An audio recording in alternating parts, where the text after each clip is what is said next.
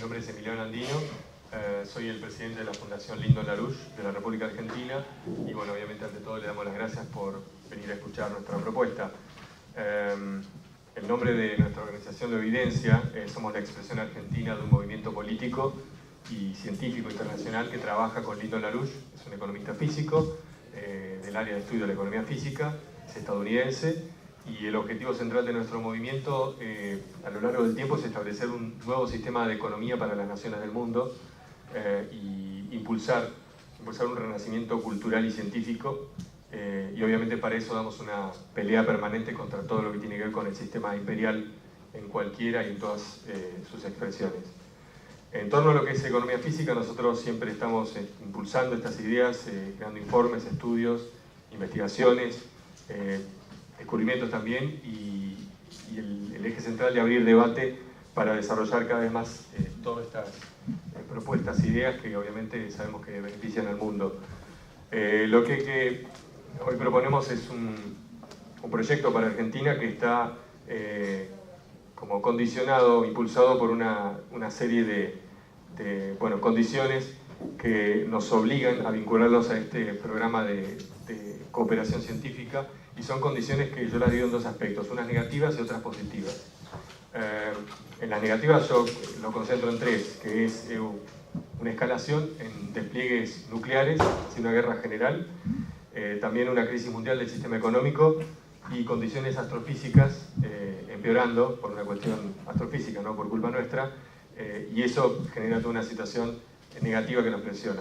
Por el lado positivo, mientras tenemos esta discusión hoy, se está viviendo un renacimiento, una identificación con el progreso científico y con la expansión de la existencia humana y de la actividad humana, y esto se viene dando en el mundo como una respuesta a una necesidad de darle un rumbo sano y coherente a la humanidad que está pidiendo a gritos, enfocándose en objetivos comunes y en resolver lo que serían lo que todos conocemos como deudas históricas que la humanidad tiene consigo mismo. El programa científico puntualmente es la defensa estratégica de la Tierra. Cuanto más se lo mira, se lo reflexiona, se lo indaga, se ve que no solamente procura defendernos de cuestiones puntuales en amenazas locales, por decir así, emanadas por la gente, por seres humanos, ¿no?, en el planeta Tierra, sino y también por amenazas de objetos provenientes del espacio, sino que en general es una visión para defender el bien común de la civilización, por encauzarnos, por darnos una misión de orientación. Y cuando decimos defensa estratégica de la Tierra, estamos usando un nombre o una insignia puesta actualmente por científicos rusos, por la comunidad de ciencia en Rusia, que tiene una reminiscencia con lo que fue la propuesta de Lyndon LaRouche que se presentó en los años 80, que se llamaba SDI en inglés o IDE en español, y era la iniciativa de defensa en torno a lo que era la amenazante situación de los misiles nucleares en plena Guerra Fría. Esto LaRouche lo desarrolló en los años fines de los años 70, en los años 80, y lo presentó en su momento, como lo presentamos hoy, como un plan para una cooperación en el trabajo científico para hacer obsoletas las amenazas políticas al mundo, que en ese caso creaba este sistema de destrucción mutua asegurada, que era la posesión de un stock de armamento nuclear por parte de varias naciones, que al desatarse todo se termina por el mero hecho de usarlo. Entonces la propuesta fue hacer obsoleto ese poder, inutilizar eso, pasando a un estadio superior de desarrollo tecnológico, creando lo que era un escudo de contramisiles compartido entre todas las naciones del mundo. Nuestra propuesta concreta hoy es, en base a este actual desarrollo, que se realice un seminario, tanto con diputados como diputadas, y que se puedan recibir presentaciones más detalladas que las que vamos a hacer hoy, y que además se sumen otros expositores internacionales para que pueda ser muchísimo más nutrida la presentación. Hoy yo voy a hablar de estos aspectos centrales. Bettina González, también de la Fundación Lyndon LaRouche, va a detallar un poco más de qué se trata varios aspectos, y al final vamos a ver un breve videíto de Lyndon LaRouche que bueno, lo presenta él mismo como ideólogo de eso y da una idea por ahí tal vez más clara. Bueno, la idea es que eso, vean la importancia de realizar un seminario que se discute este tipo de iniciativa, y que la defensa estratégica de la tierra tiene que ser una responsabilidad que asumen los propios gobiernos. No puede ser un esfuerzo aislado, sino que es así como la transformación del sistema económico en el mundo es algo que se discute, se dialoga y se trata de consolidar, lo mismo una visión que consolide, que aúne los esfuerzos científicos, que no solo resuelven cuestiones que nos muestran como débiles o que son amenazas contra nuestra existencia, sino que encaran de qué se trata la actividad humana y el motor del modelo económico. Y que eso, creo que el motor para que las naciones lo adopten, también es el entendimiento de dejar de ver lo que muchas veces vivimos como grandes tragedias, tanto naturales como también causadas por la sociedad humana, como algo inevitable. Y contrario a eso, nosotros estamos diciendo acá que es totalmente evitable si con anticipación arrancamos preparándonos para hacer obsoletas esas amenazas. Como es un proyecto de gran magnitud, estamos hablando del futuro de la humanidad, la pregunta es, bueno, ¿para cuándo es? ¿Dónde es esto? ¿Qué estamos diciendo? Decimos nosotros que el lugar es aquí y ahora, es Argentina, y en este momento hay una necesidad para nosotros de incorporar esto como una causa nacional, de incorporar esto en la identidad de la pelea política, del debate y del tipo de objetivo que nuestra sociedad debe encarar como propio y no vivirlo como algo ajeno que le toca a otros países. Hay una frase, una idea que para nosotros es bastante organizadora a nivel mente y planes para el futuro, es que el futuro define el presente. A donde necesitamos ir, a donde necesitamos estar, es lo que rige qué cosas hacemos hoy y qué decisiones tomamos hoy. Y también estudiando el asunto de qué tipo de cercanía tenemos a este tipo de proyectos, yo pienso que el programa espacial extendido, en este momento que vincula a las naciones del mundo con la exploración, la colonización, la industrialización en Marte, y lo mismo para el caso en la Luna, quise decir, y lo mismo para el caso de Marte, muchas veces se vive, o alguna gente lo vive como algo totalmente lejano para el futuro, para otras personas, ¿no? Y sin embargo han incorporado como una cuestión de desarrollo científico, tecnológico, revolucionario, la actividad satelital, el lanzamiento de satélites al espacio, puestas en órbita, que en sí es algo realmente valioso, pero a la vez eso ya es el status quo.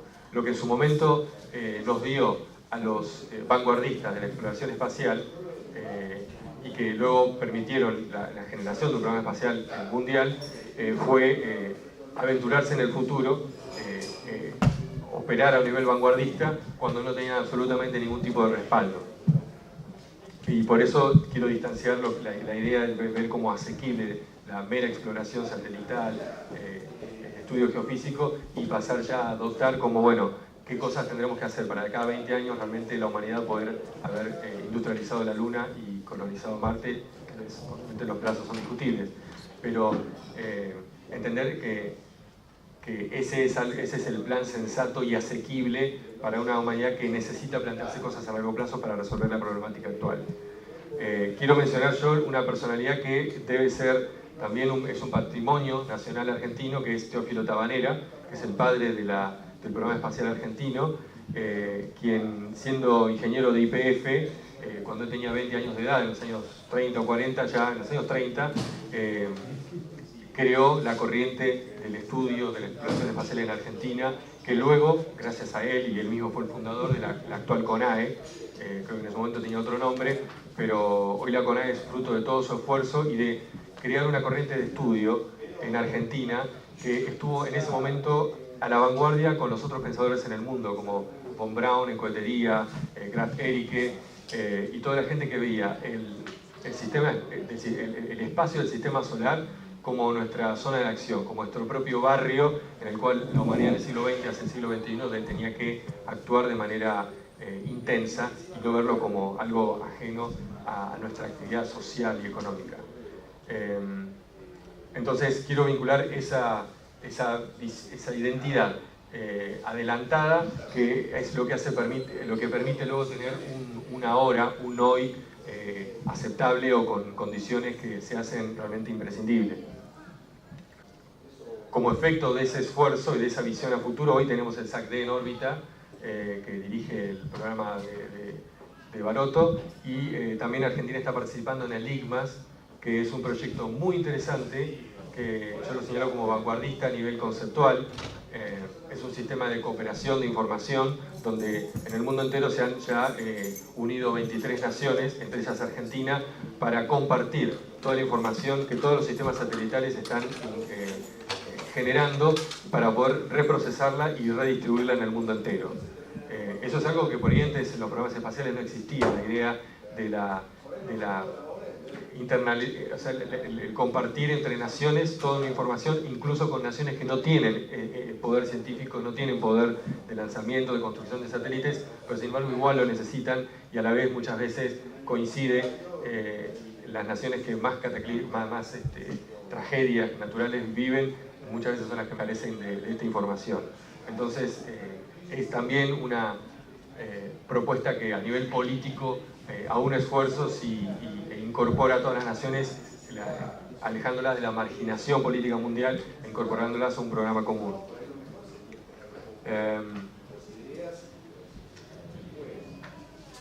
Esto básicamente es algo que quiero expandir.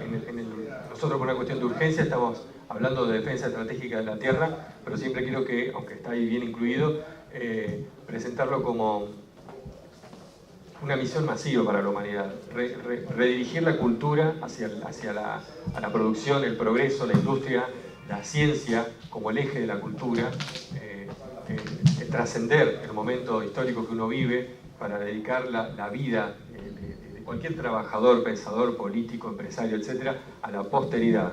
El programa espacial tiene obligatoriamente esa magnitud en años que a la vez nos ordena a proyectos que deshagan esa identificación egocéntrica que muchas veces tiene el sistema actual, a buscar beneficios directos, inmediatos y personales.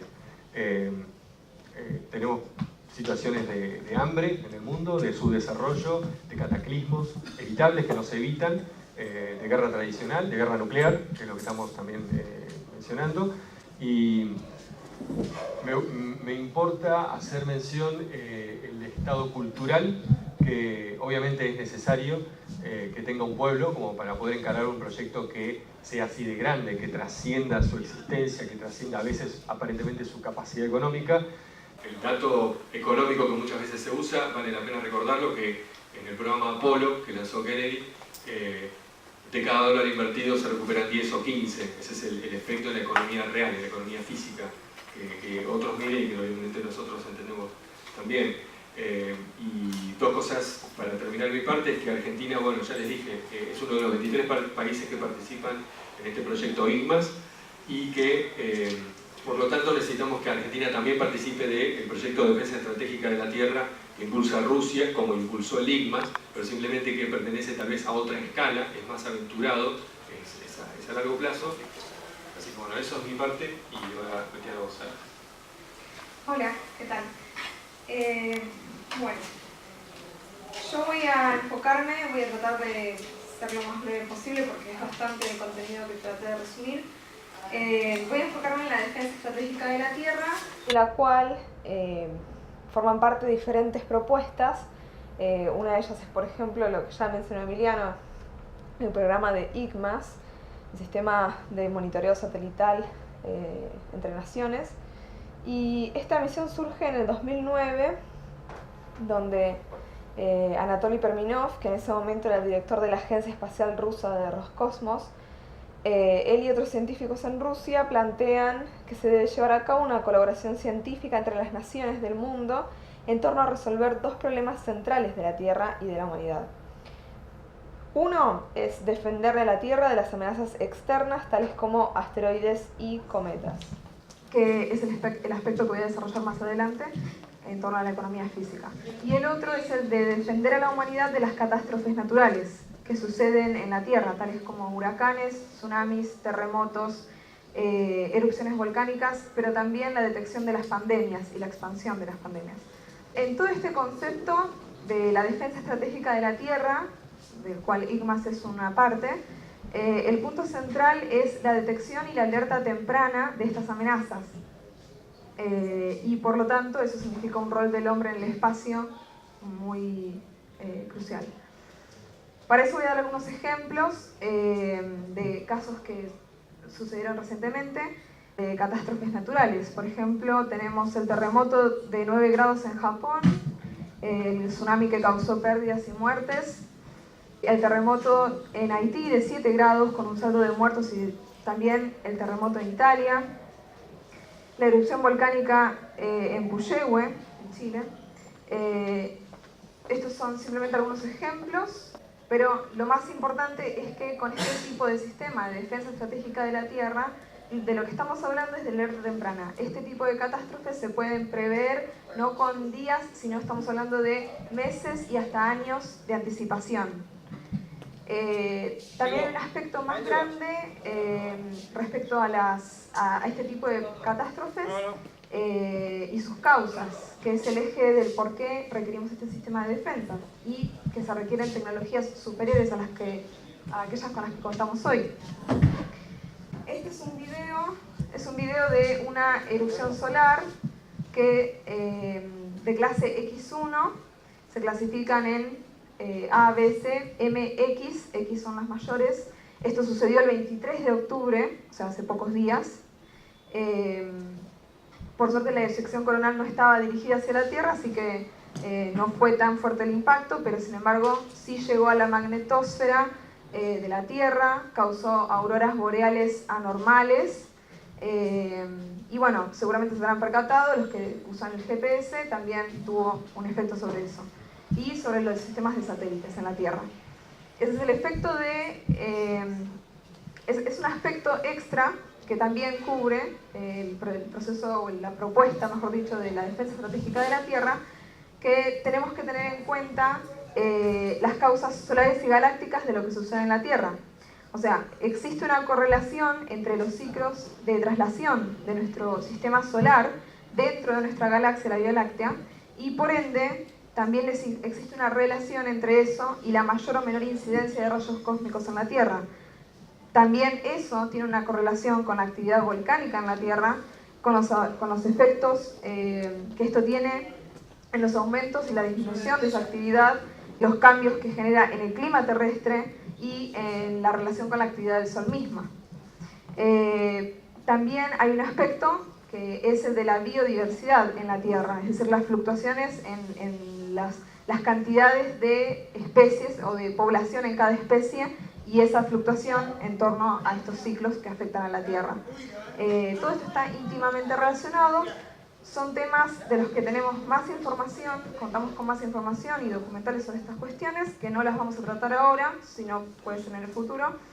Pero lo que voy a tratar en esta oportunidad es, como dije antes, la cuestión de la amenaza de los asteroides y los cometas, con algunos datos ilustrativos. Primero hay que ver cuáles son los objetos, qué son estos objetos cercanos a la Tierra, LEO, por sus siglas en inglés, es denomina. Lo primero que medimos es el impacto de un objeto cercano a la Tierra. O sea, la forma de medir esta amenaza es tomando en cuenta el tamaño del objeto, es decir, a través de su diámetro, y teniendo en cuenta la velocidad. También esto nos da una noción de la energía cinética que representará ese impacto, como lo vemos en esta gráfica. Bueno, tenemos dos ejemplos en la historia de la Tierra.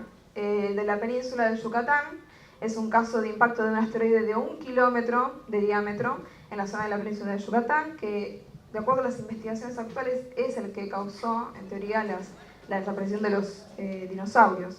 Y generó cambios climáticos en la Tierra de alto impacto y muy duraderos. Después también tenemos uno más reciente, en 1908, que sucedió en Siberia, en la región de Tunguska. Se estima que el caso de Tunguska fue creado por un asteroide de entre 30 y 50 metros de diámetro, que aparentemente no llegó a impactar en la Tierra, se desintegró antes en la parte baja de la atmósfera. De todos modos causó daños importantes, generó un cambio climático, arrasó bosques enteros. Se puede ver gráficas cómo comparativamente en diferentes ciudades en Buenos Aires, México y Brasil, el área afectada por el impacto de este objeto cercano a la Tierra. Y obviamente no mató a nadie porque, bueno, estamos hablando de Siberia, una región que no está poblada. En segundo lugar, tenemos que tener en cuenta la población de objetos cercanos a la Tierra. En esta gráfica que estamos mostrando se ven las estimaciones comparativas. Acá entra en juego la cuestión del método, lo cual es un limitante en este caso porque nuestra primera línea de defensa está armada en torno a la observación. Tenemos datos viejos de observaciones y con eso se arma el método y se extrapola a futuro, ¿no? Entonces es un limitante serio, porque nuestra primera línea de defensa son todos estos observatorios terrestres que juntan estos datos y obviamente la precisión de los cálculos que se hagan a futuro depende de cuántas más observaciones tengamos. Entonces es un limitante, por lo tanto también estamos hablando de un salto cualitativo en el método que se va a aplicar a través de el método de investigación que se va a aplicar a través de esta nueva propuesta de la defensa estratégica de la Tierra. Pero además hay otras barreras que tenemos que cruzar en la detección. Tienen que ver, por ejemplo, con dar un salto cualitativo en las tecnologías existentes. Por ejemplo, el telescopio espacial infrarrojo WISE, mientras duró, nos dio datos reveladores respecto de lo que creíamos que era la población de asteroides cercanos a la Tierra. Es muy revelador porque, digamos que nos demuestra que hasta que no tuvimos el WISE proveyendo estos datos, nuestra percepción sensorial era un verdadero limitante respecto al entendimiento de los objetos que nos amenazan.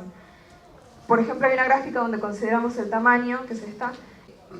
En la observación simple o a través de la luz visible, digamos, la capacidad de reflejo que tienen estos objetos, que se conoce como albedo, de acuerdo a su reflejo, uno dice, bueno, los que son más brillantes deben ser más grandes. Entonces, la detección primaria, la primera línea de observación, era esta, ¿no? Cuando ya se pasa a la detección a través de infrarrojos, lo que vemos es que los asteroides que se observan, los mismos tres asteroides, en realidad eran lo contrario a lo que veíamos con la percepción humana, ¿no?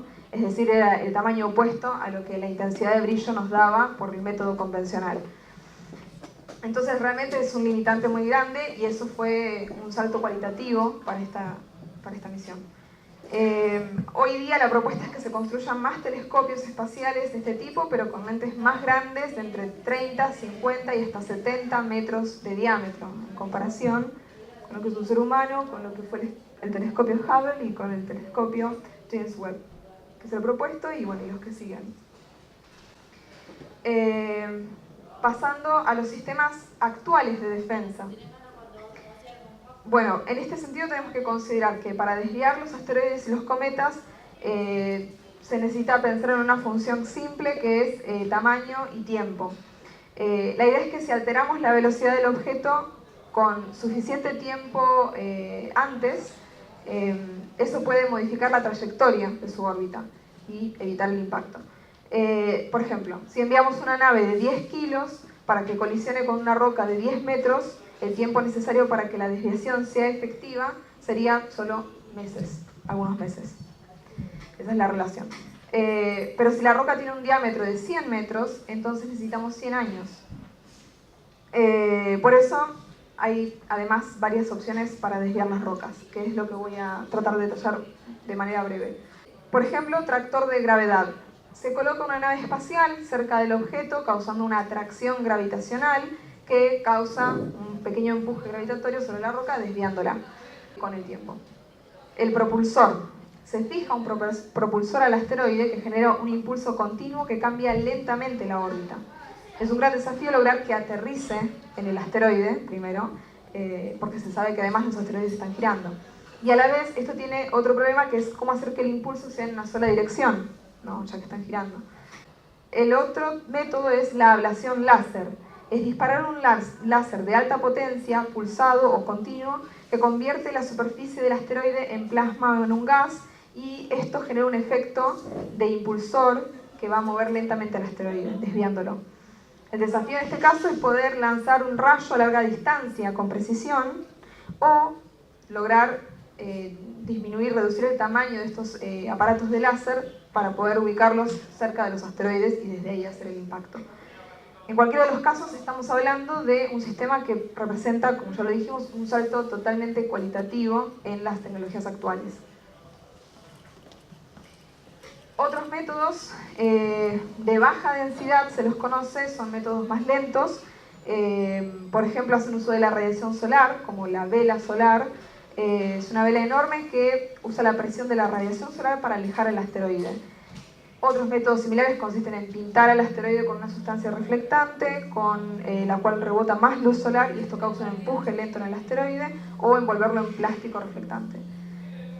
Pero después también tenemos los de métodos de alta densidad en periodos más cortos de tiempo, que son métodos rápidos. Son dos. Impacto cinético, que se estrella una nave pesada en el objeto de alta velocidad. La energía del impacto puede cambiar la trayectoria del asteroide o del cometa. El tiempo del impacto cinético sería muchos años antes, pero es más fácil impactar un objeto que intentar aterrizar en el objeto. Esa es la consideración que hace la diferencia. Y por último, detonación nuclear, que es la opción más poderosa con la que contamos hoy día en la actualidad. La forma es que se detona una explosión nuclear a cierta altura por encima del asteroide o cometa. Esto obviamente libera rayos X y gamma que, como ya dijimos antes causan la ablación de la superficie de la roca, es decir, que se evapora o se convierte en plasma, y eso causa un impulso que finalmente aleja al objeto. Bien, ahora esta presentación esquemática, simple, reducida sobre los asteroides y los métodos era necesaria porque lo que voy a hacer ahora es hacer una especie de comparación, o un estudio mejor dicho, de esta propuesta de la defensa estratégica de la Tierra vista en términos de la economía física. Entonces, para eso vamos a requerir el análisis de dos variables. Una es la densidad de flujo energético, es una variable de la economía física, y la otra es la infraestructura físico-económica disponible. Estas son, empezando con la densidad de flujo energético. En términos físicos se refiere a la energía radiante que pasa a través de un área determinada en un tiempo determinado. Pero en el contexto económico, en términos económicos, se refiere a la potencia aplicada a un área en un determinado tiempo. Y con esta medida tenemos la capacidad de darnos una idea del desarrollo económico potencial de una nación o de un sector o de una región de lo que se está analizando. Bien, para entender mejor estos conceptos vamos a hacer uso de lo que acabamos de demostrar de los casos de asteroides. En el caso de que tuviéramos el posible impacto de un asteroide de 100 metros de diámetro, la tecnología que elegiríamos sería la nave de impacto cinético. Usaríamos una tecnología de propulsión química y simplemente podríamos desviar este objeto en cuestión de meses antes del impacto. Ahora, si utilizáramos en lugar de esta tecnología de la nave de impacto cinético, usáramos la tecnología de la vela solar, la desviación tendría que buscarse con 10 años de anticipación. Es decir, tendríamos que tener todo preparado 10 años antes de haber detectado y haber ubicado toda la misión para poder lograrlo, ¿no? Antes del impacto. Bien, en el caso de tener un objeto de 1 kilómetro de diámetro que se aproxima a la Tierra, tendríamos que buscar el método tecnológico del detonante termonuclear, y en ese caso solamente tendríamos que aplicarlo unos meses antes del impacto, de nuevo. Ahora, eso en comparación con la nave de impacto cinético significa que tendríamos que lanzar la nave 100 años antes del impacto, siendo un asteroide de 1 kilómetro de diámetro. Y ni hablar del caso de la tecnología de la vela solar, porque simplemente se vuelve algo ridículo de calcular, no sería posible. Son ejemplos que evidencian qué alcance tiene desarrollar la tecnología de detonación termonuclear. porque es el método de mayor densidad de flujo energético aplicada. Es decir, el hombre ejerce mayor potencia en el menor tiempo posible. Esto obviamente significa un salto cualitativo para la economía completa. Sin embargo, vamos a ver un ejemplo más para poder entender mejor el concepto de densidad de flujo energético. Lo vamos a medir en torno a la tecnología de los combustibles para propulsar estas naves. Como vemos en este cuadro, lo que vamos a medir es el impulso específico de 3 tipos de combustibles, es decir, cuánto impulso se obtiene por unidad de peso de combustible. Lo que vemos acá es que cada tecnología, sea energía química, fisión y nuclear, cada una representa un salto en términos de órdenes de magnitud superiores, cada vez superiores. Eso quiere decir que la fisión es 2 veces más eficiente que el combustible químico. La fusión es 100 veces más eficiente que la fisión. Las reacciones materia-antimateria, que todavía falta desarrollarlas, serían incluso más eficientes que la fusión por órdenes de magnitud. Y un último ejemplo que quiero dar respecto a las diferencias en términos de capacidades futuras, que nos va a permitir desarrollar esta propuesta. Los cohetes con combustible químico están limitados a trayectorias balísticas. Con un desarrollo de nuevos principios físicos en la propulsión nuclear y termonuclear, en el espacio vamos a tener un salto realmente cualitativo en términos del impacto en la economía física. ¿Por qué? Porque la energía nuclear puede proveer sistemas de propulsión constante. Esto es central, quiero que presten atención porque también esto está involucrado en la capacidad de la humanidad de poder llegar a hacer viajes tripulados por hombres a Marte y tener una capacidad de conexión entre la Luna, la Tierra y Marte. Hoy eso no es posible con las tecnologías existentes. Entonces, desarrollar la defensa estratégica de la Tierra en términos de la capacidad de combatir asteroides va a requerir de la energía nuclear y eso nos va a permitir, como dije antes, sistemas de propulsión constante. Esto es algo que va a reemplazar las trayectorias balísticas con trayectorias de aceleración constante. Va a proveer velocidades mucho más rápidas y por lo tanto los tiempos de intercepción van a ser más cortos. En definitiva, como ya dije varias veces, de lo que estamos hablando es de un salto realmente cualitativo que va a reformar la capacidad completa de la humanidad de responder a asteroides y cometas. Y por último, para las conclusiones, quiero concentrarme en el aspecto del principio del motor científico, que es el eje central de la ciencia de la economía física.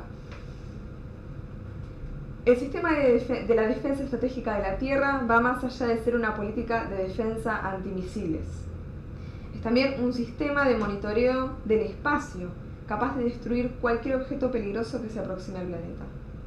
Además, es un sistema capaz de prevenir con meses y años de anticipación, como ya lo vimos, catástrofes naturales en la Tierra, tales como terremotos, clima extremo, enfermedades pandémicas, y nos permite lograr el entendimiento de los cambios galácticos que afectan a la Tierra. Pero, fundamentalmente, se basa en dejar obsoleto el conflicto entre naciones, ya que se trata de unir a las naciones en torno a una misión conjunta para el beneficio común. La defensa estratégica de la Tierra representa el eje de una misión de motor científico para poder descubrir nuevos principios físicos y desarrollar la economía de las naciones, ya que lograr desviar un arma nuclear o un asteroide desde el espacio va a requerir un salto tecnológico muy grande. Además requiere total capacidad espacial y por ende requiere un tipo de sistema económico nuevo que dé lugar a esa posibilidad. Las tecnologías a desarrollar se van a elegir rigurosamente en función de conducirnos a niveles superiores de densidad de flujo energético aplicada.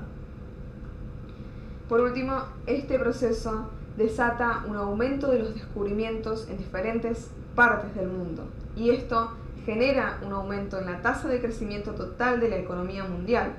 Como consecuencia, aumenta el poder de la humanidad para entender y controlar los procesos de nuestro sistema solar. Ahora lo que vamos a ver es un extracto que seleccionamos de un mensaje de Larouche, como ya lo presentó Emiliano, un mensaje que acaba de suceder hace 2 días, es un mensaje de Larouche enviado al seminario que se está realizando en la Universidad de la Dubna en Rusia.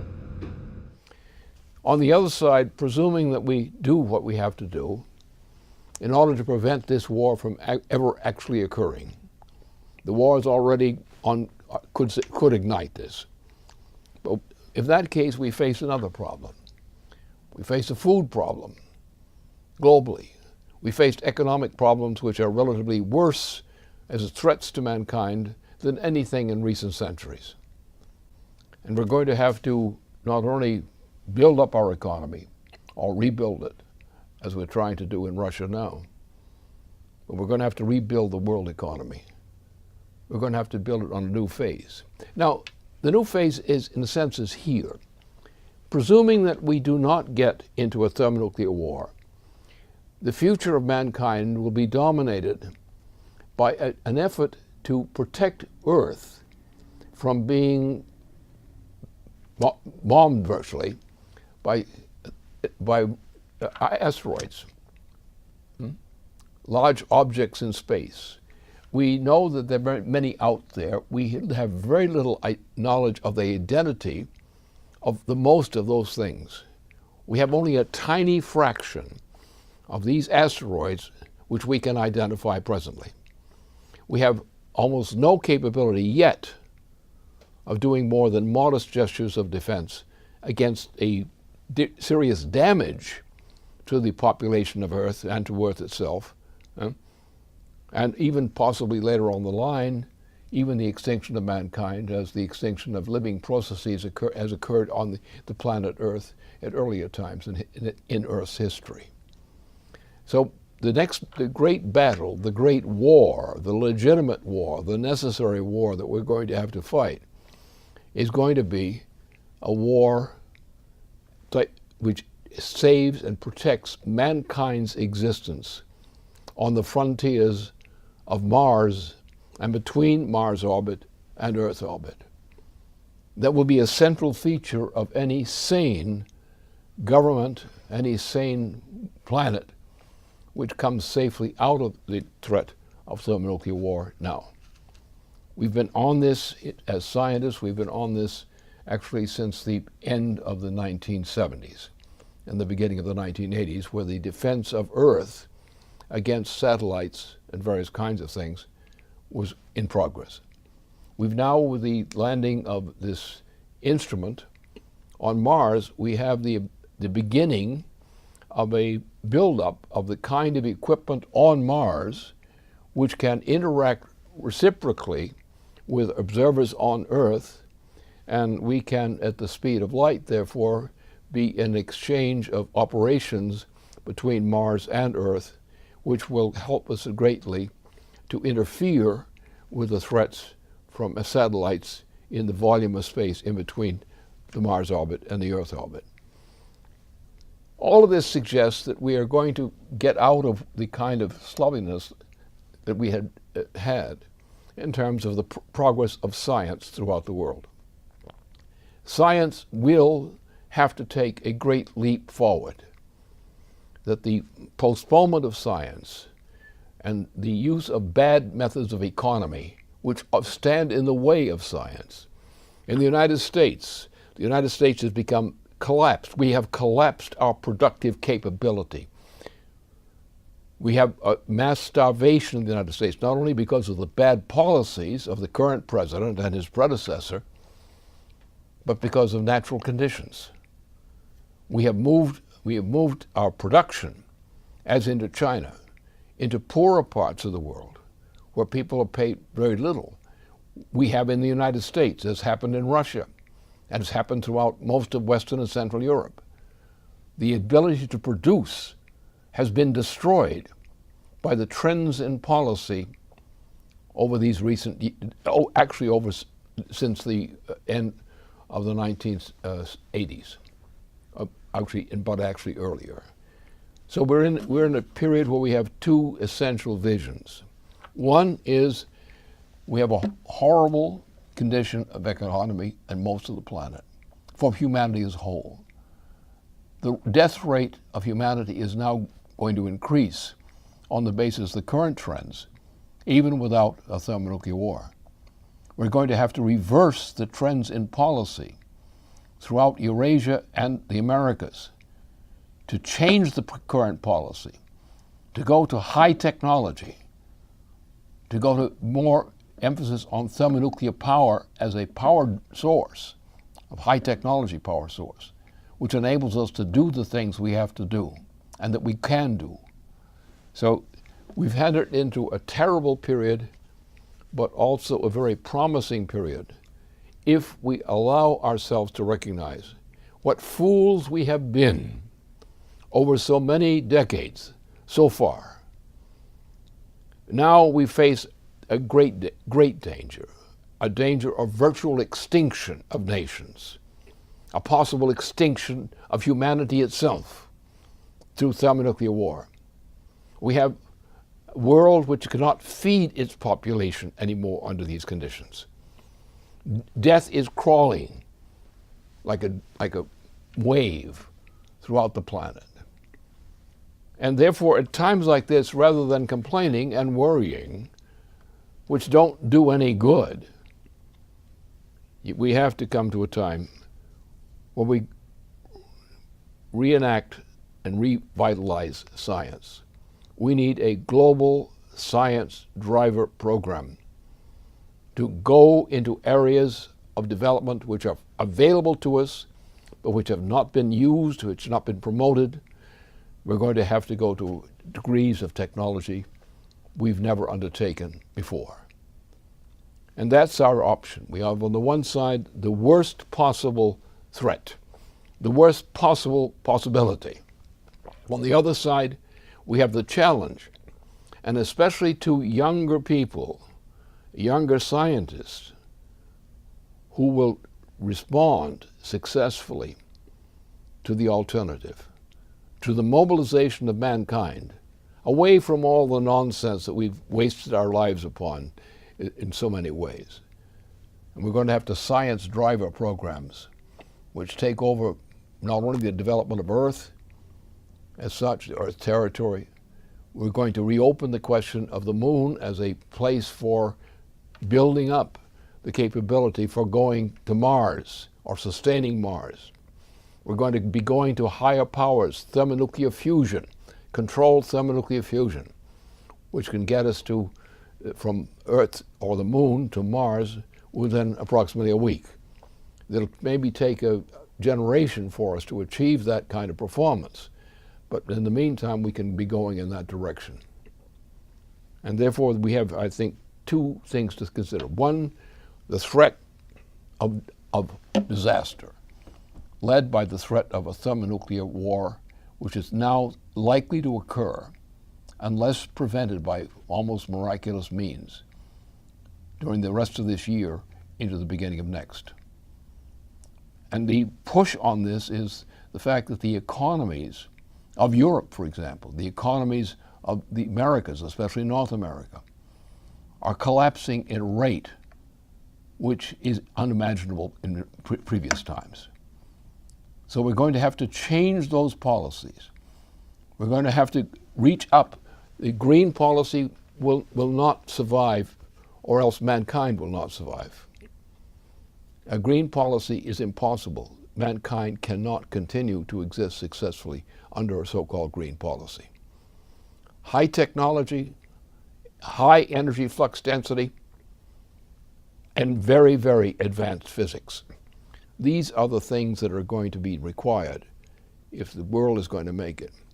And people who are young people in universities who are concerned with science are the actual leaders of the future in making possible what is so desperately necessary. Thank you.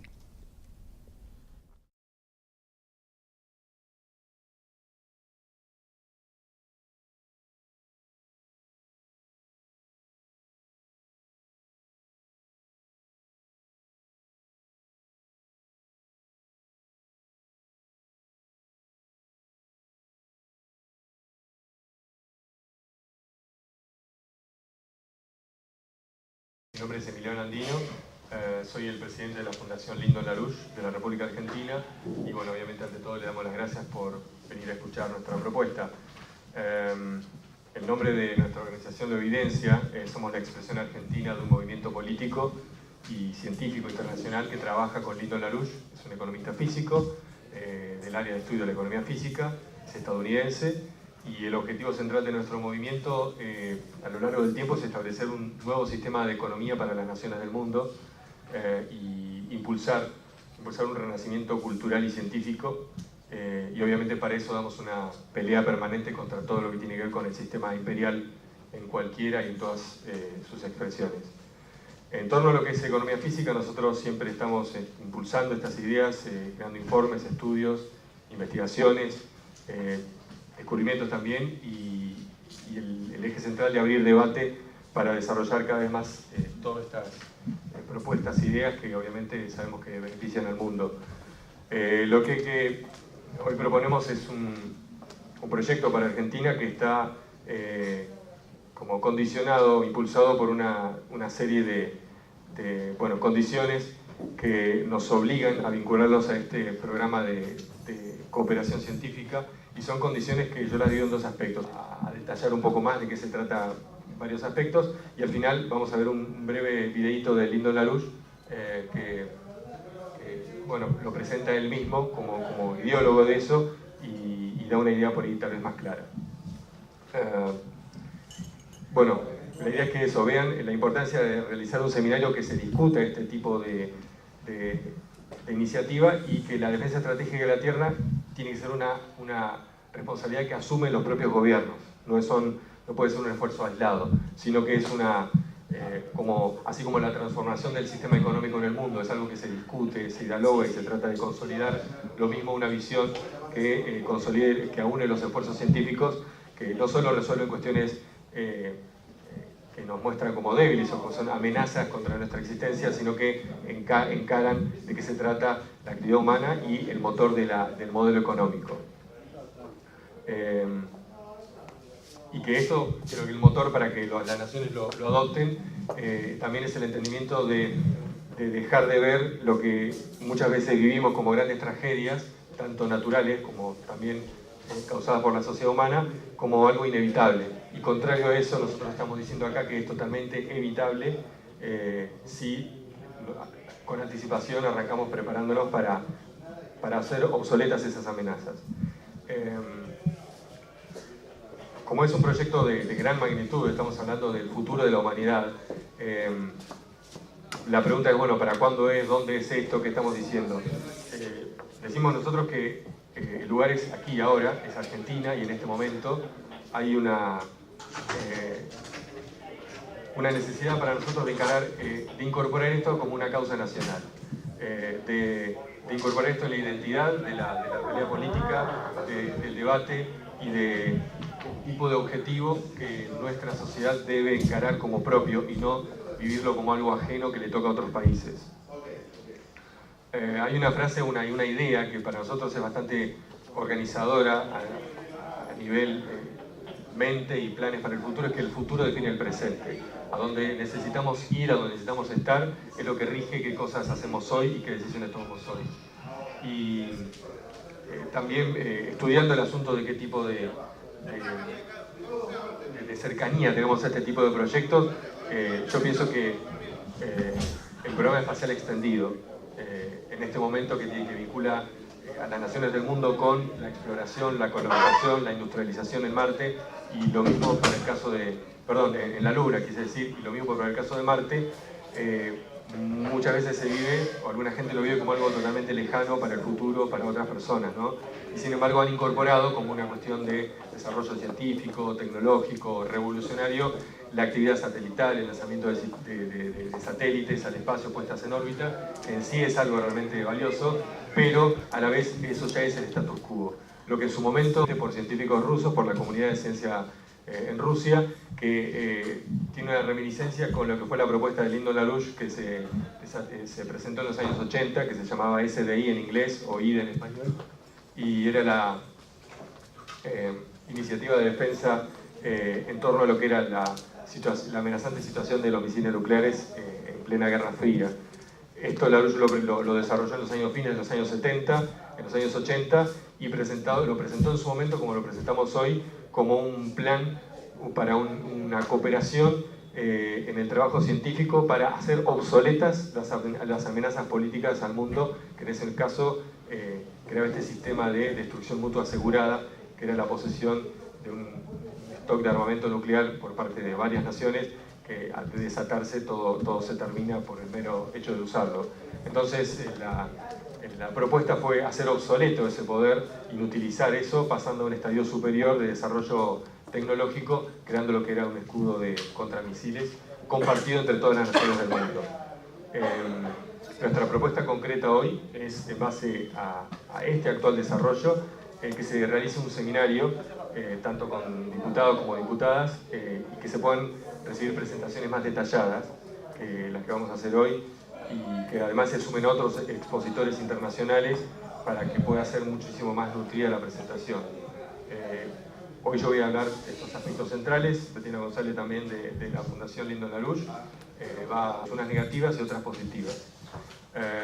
En las negativas yo lo concentro en tres, que es una escalación en despliegues nucleares hacia una guerra general, también una crisis mundial del sistema económico y condiciones astrofísicas empeorando por una cuestión astrofísica, no por culpa nuestra, y eso genera toda una situación negativa que nos presiona. Por el lado positivo, mientras tenemos esta discusión hoy, se está viviendo un renacimiento, una identificación con el progreso científico y con la expansión de la existencia humana y de la actividad humana, y esto se viene dando en el mundo como una respuesta a una necesidad de darle un rumbo sano y coherente a la humanidad, que está pidiendo a gritos, enfocándose en objetivos comunes y en resolver lo que serían lo que todos conocemos como deudas históricas que la humanidad tiene consigo mismo. El programa científico puntualmente es la defensa estratégica de la Tierra. Cuanto más se lo mira, se lo reflexiona, se lo indaga, se ve que no solamente procura defendernos de cuestiones puntuales en amenazas locales, por decir así, emanadas por la gente, por seres humanos, ¿no?, en el planeta Tierra, sino y también por amenazas de objetos provenientes del espacio, sino que en general es una visión para defender el bien común de la civilización, por encauzarnos, por darnos una misión de orientación. Y cuando decimos defensa estratégica de la Tierra, estamos usando un nombre o una insignia puesta actualmente